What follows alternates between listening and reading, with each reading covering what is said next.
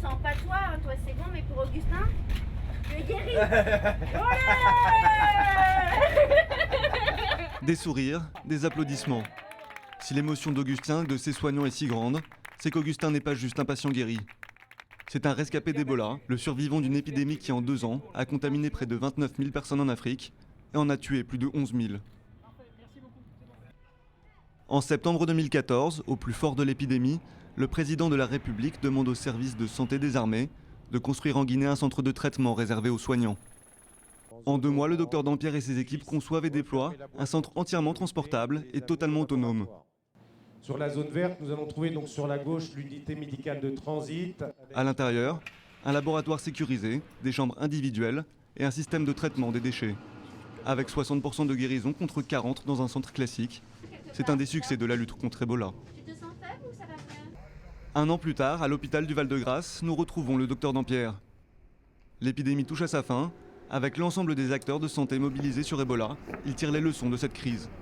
L'objectif de cette journée, c'est de pouvoir partager aujourd'hui cette expertise au cas où demain, si un même épisode se représentait pour une personne ou plusieurs personnes, il puisse y avoir un travail collaboratif naturel de mise en œuvre des expertises et également des moyens pour pouvoir assurer à la population française un soutien de proximité.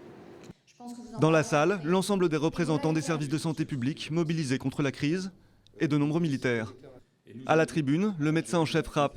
En septembre 2014, il est le seul à avoir accueilli et soigné 2 malades d'Ebola sur le territoire national. Son service à l'hôpital des armées Bégin était déjà prêt.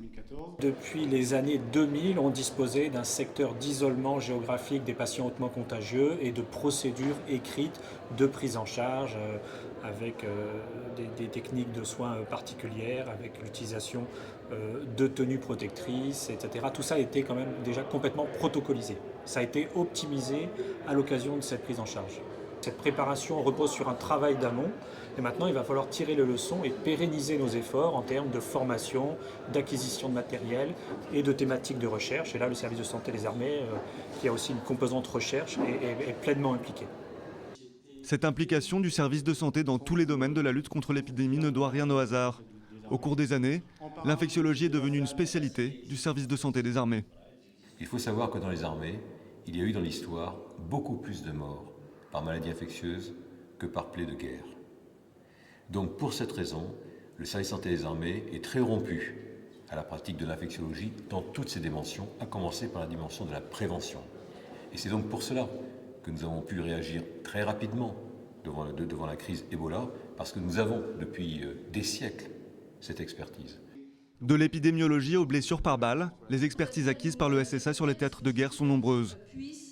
Le but de la conférence était aussi de poser les jalons d'une coopération renforcée dans tous ces domaines, une volonté partagée par la ministre de la Santé et affichée au plus haut sommet de l'État.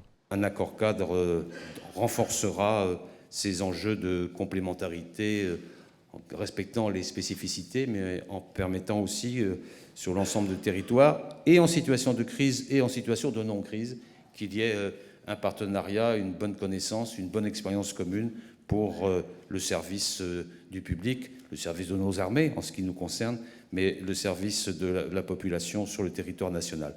Voilà une politique de coopération déjà amorcée avec la création du modèle d'organisation SSA 2020 et qui pourrait encore être renforcée en cas de crise.